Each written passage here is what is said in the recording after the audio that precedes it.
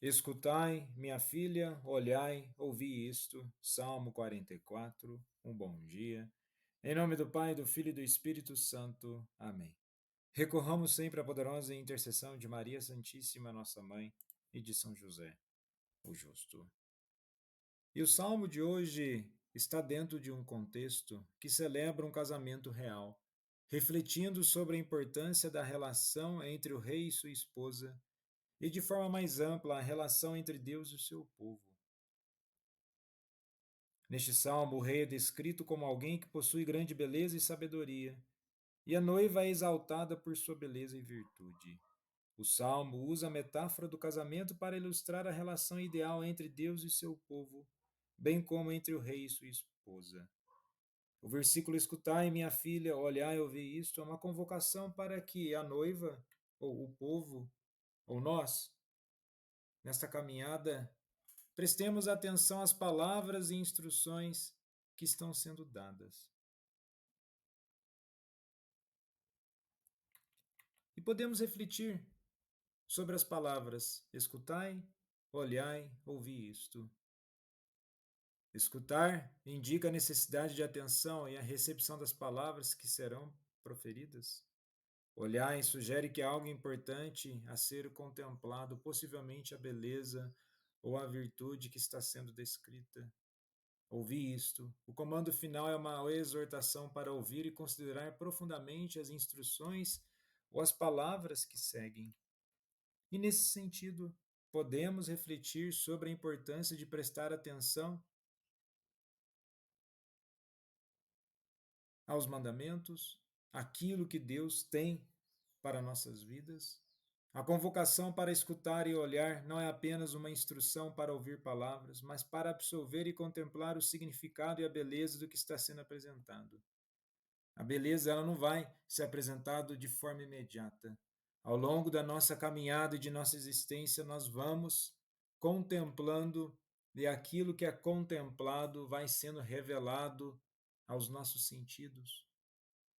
Deus ele não se revela por imediato, ele não se revela por tudo. Ao longo da nossa intimidade e conforme nós vamos aprofundando o nosso relacionamento com Deus, nós vamos tendo a dimensão daquilo que é preciso ser feito. Então, precisamos ter atenção e fidelidade na nossa caminhada. Na primeira leitura de hoje, na primeira carta aos Coríntios, capítulo 7, dos versículos 25 ao 31, Paulo está oferecendo orientações práticas sobre o estado civil e a vida cristã em um contexto de crise iminente. Não podemos tirar o contexto ao qual a carta foi escrita. Ele não tem um mandamento direto de Cristo sobre as virgens, mas oferece sua opinião como um guia baseado em sua experiência e discernimento espiritual. Na opinião pessoal dele, é o que ele coloca no versículo 25, a respeito das virgens não tenho mandamento do Senhor, mas dou minha opinião. Ou seja, na opinião de Paulo, expressa que sua orientação sobre as virgens é baseada em sua opinião e não um mandamento direto de Jesus. Ele é um líder respeitado na igreja e oferece conselhos baseados em sua experiência e entendimento espiritual. A crise iminente que ele menciona pode estar relacionada às tribulações futuras ou à proximidade do retorno de Cristo. No contexto da época, acreditava-se sim que quanto mais próximo de uma crise, ou quanto mais difícil as coisas estivessem, então seria a volta de Deus. E é exatamente nesse contexto e um momento de incerteza e perseguição. A igreja em Corinto enfrentava desafios significativos e Paulo estava respondendo a perguntas e preocupações dos cristãos sobre questões práticas de vida e fé. E essa crise mencionada pode se referir a uma expectativa iminente do retorno de Cristo ou uma situação de tribulação que afetava a comunidade cristã. Devemos sempre tomar cuidado com a ideia de que, quando as coisas vão de mal a pior, ou quando as coisas estão muito difíceis, muitas vezes o ser humano coloca como pensamento que é o fim dos tempos. E sendo assim, acaba acontecendo um pensamento de entreguismo, ou seja, nós entregamos tudo, deixamos as coisas acontecer, porque é o fim dos tempos, nada vai adiantar a nossa preocupação.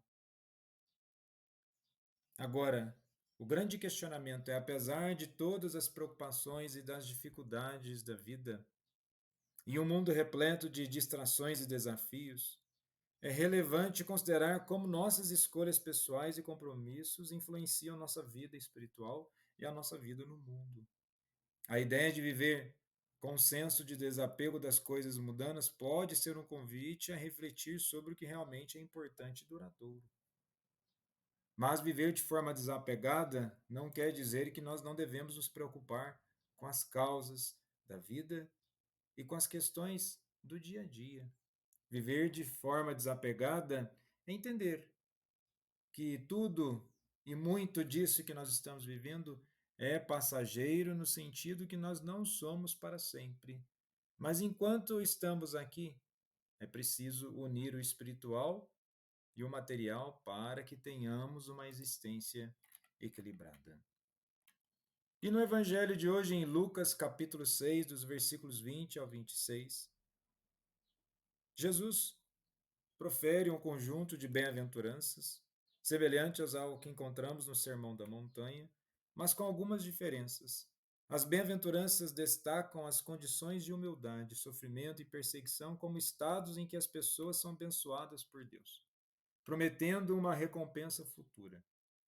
Por outro lado, Jesus aqui pronuncia os ais, que são juízos contra as pessoas extremamente apegadas e ricas às questões materiais, os satisfeitos e os que são elogiados pelos homens, e que são alertados sobre a transitoriedade de sua satisfação atual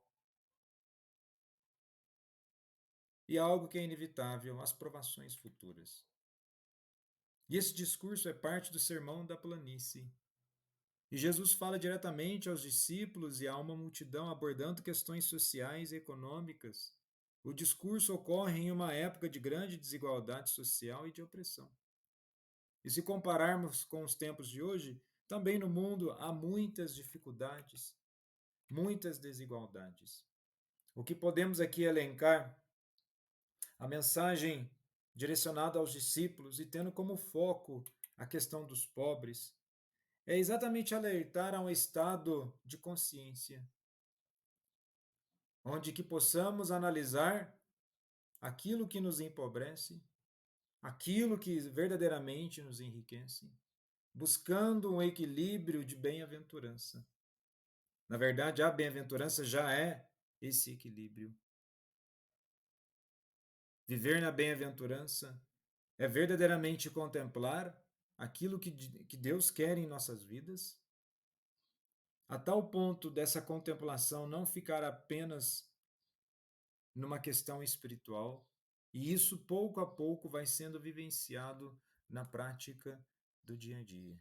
E conforme assim nós vamos conseguindo viver, também nos convertemos mediante a graça de Deus.